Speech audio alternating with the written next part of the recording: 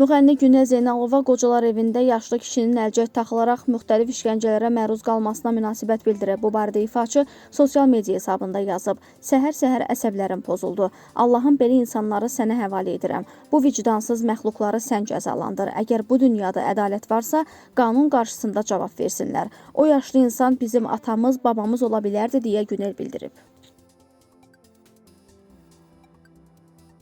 Şuşa Dövlət Dram Musiqili Komediya Teatrına yeni direktor əvəzi təyin olunub. Direktor səlahiyyətlərini əməkdar artist mərhum Yadigar Muradovun müavini Azad Məmmədov icra edəcək. Əməkdar artist Azad Məmmədov məlumatı təsdiqləyib.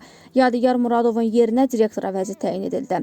Xatırladaq ki, Şuşa Dövlət Dram Teatrının direktoru Yadigar Muradov uzun sürən xəstəlikdən sonra noyabrın 18-də dünyasını dəyişib.